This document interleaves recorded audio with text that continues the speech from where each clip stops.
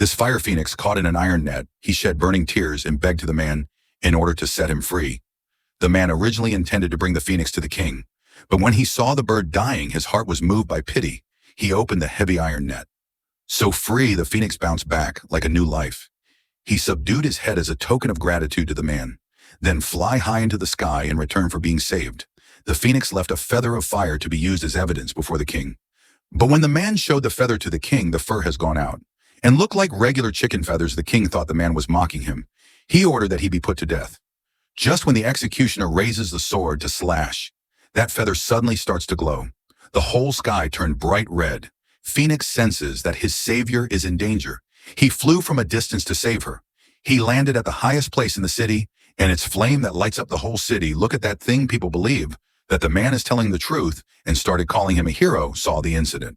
The king released him, but secretly devised a plan of revenge. He sent the man to wake a princess who fell asleep on a snowy mountaintop. The king knew that the journey was extremely dangerous and no one has ever come back alive. But he didn't know that the man had a donkey, the magic that can do anything with the help of that donkey. He soon reached the top of the mountain before the ice gates. Phoenix feathers shine again, and into the freezing door in an instant. That thick ice melts into water. That ass slipped and almost fell, but managed to get stuck at the end of the rock. The man's feet froze in the snow. He took off his shoes and carefully walked into the cave.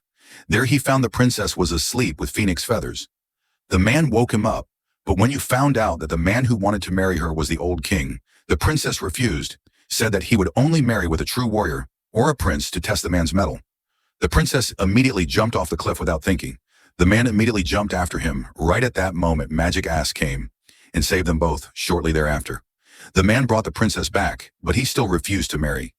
They say that marriage will only happen if the man could bring the sea heart ring. When the king learned that the ring was guarded by a whale, he called the man again. The next day, the man started the journey by riding his donkey. The man did not know where to look. The ring was suddenly a seagull hit him, and it falls straight into the sea as the man sank into the depths of the ocean. He saw a giant iron chain was tying something. Apparently the chain binds a whale guarding the ring, but the Pope looked miserable and spoke to the man. The whale swallowed too many ships and chained. Therefore, however, that whale doesn't understand how to release it.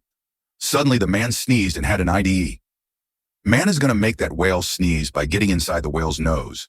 Then that ass tickles the whale's nose with its wings. Pope began to react and raised his head in the air. The Pope finally sneezed and managed to release the chains that had been binding her. The whale finally swam back to the open sea. And as thanks for that, the Pope left a ring for the man.